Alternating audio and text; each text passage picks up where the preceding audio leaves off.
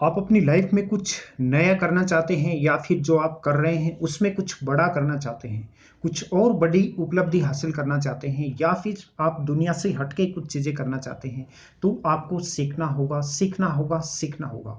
बिल्कुल, learning is the key of success. सीखना सफलता की एक कुंजी है। किस प्रकार से आपको सीखना है, किस प्रकार से आप सीखने की कला को बढ़ा सकते हैं, सीखने की कला आप डेवलप कर सकते हैं। सीखने का आसान तरीका क्या है, क्या चीज़ें कब सीखनी चाहिए, कितनी सीखनी चाहिए, कहाँ से सीखनी चाहिए, कैसे आप अपनी प्रोग्रेस कर सकते हैं, कैसे आप अपनी लाइफ में आगे बढ़ सकते हैं। कंप्लीट पूरी डिटेल से आज के इस टॉपिक में हम बात करने वाले हैं।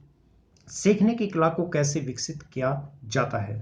तो चलिए स्टार्ट करेंगे। सीखने की कला हर एक इंसान में होनी चाहिए। हर एक इंसान को सीखने की ललक होनी चाहिए।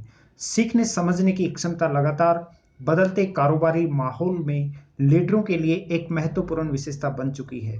यदि हम कॉरपोरेट लाइफ की यदि हम बात करें, तो वहाँ पे जो मैनेजमेंट लेवल पे जो लोग होते हैं, जो एम्प्लॉय होते हैं, उनके लिए एक बहुत ही विशेषता है एक लीडरशिप के लिए कि अपनी टीम को किस प्रकार से वो डेवलप करे, किस प्रकार से उनमें सीखने की भावना विकसित करे।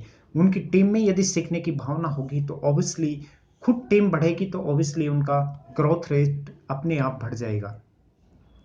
आपने पिछले आलेख में पढ़ा होगा कि यह नई परिस्थितियों और चुनौतियों को जल्दी से अनुकूल करने और उनसे सीखने की अक्षमता को संदर्भित करती है। एक नेतृत्व सलाहकार और विशेषज्ञ केनेथ पीडी म्यूज ने इसकी तुलना जर्नल इंटेलिजेंस फैक्टर से की है। यह एक मनोवैज्ञानिक अवधारणा है जो विभिन्न विषयों में स्कूली बच्चों के अच्छे प्रदर्शन के अनुमान लगाने के लिए इस्तेमाल होती है। बच्चों के झुकाव और योग्यता के अतिरिक्त इससे पता चलता है कि एक बच्चे की विशिष्ट विषय में योग्यता कितनी है। मेरे कहने का मतलब ये है कि इसमें एक बच्चे की टैलेंट आप देख सकते हैं कि किस सब्जेक्ट में बच्चे में टैलेंट है, कौन सा सब्जेक्ट बच्चा अच्छे से कर सकता है। इसी तरह अनुकूलन अक्षमता एक लीडर की समग्र प्रभावी नेतृत्व क्षमता का एक घटक होता है। कॉर्न फेरनी के एक अध्ययन के अनुसार यदि हम बात करें तो जिन लीडरों में इस गुण का उच्च स्तर होता है, उनके अत्यधिक व्यस्त होने की संभावना 5 गुना अधिक होती है। अध्ययन से यह भी पता चला है कि इस विशेषता से पूर्ण कर्मचारियों के संगठनों में व्यवसायों का लाभ प्रतिस्पर्धियों की तुलना में 25% अधिक होता है। जिन व्यक्तियों में सीखने का गुण विकसित करने की उच्च क्षमता होती है, उन्हें इसी दर से पदोन्नत किया जाता है। दिलचस्प बात यह भी है कि इस अवधारणा पर बहुत चर्चा की गई है, पर अकादमी शोध की दुनिया में यह हाल ही में प्रचलित हुई है।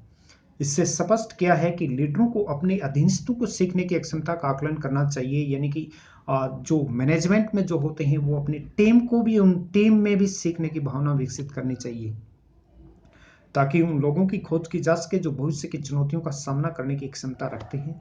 पहले अधिकांश व्यवसायों ने शीर्ष प्रदर्शनकर्ताओं को विकसित करने और बढ़ावा देने पर ध्यान केंद्रित किया था, पर बिना यह समझने कि एक संदर्भ में मजबूत प्रदर्शन दूसरे संदर्भ में उत्कृष्ट प्रदर्शन को नहीं दर्शाता है। संभावित मूल्यांकन की अवधारणा केवल पिछले प्रदर्शन के बजाय अक्षमता के आधार पर कार्यस्थल पर मूल्यांकन को इस विचारधारा से प्रभावित माना जाता है।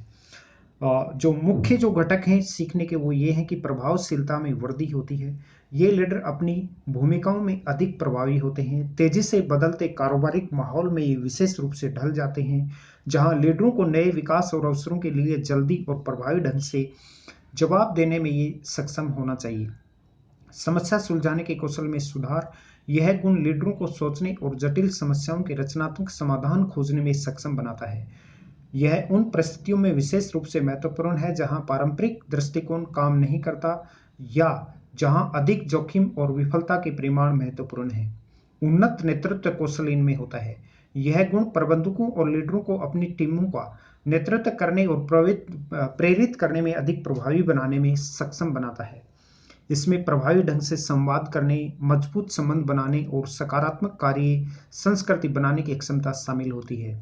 ये अधिक लचीलापन होता है। इससे जो लीडर निरंतर सीखते हैं वे बदलाव का बेहतर तरीके से सामना करने और उसके अनुकूल होने में सक्षम होते हैं।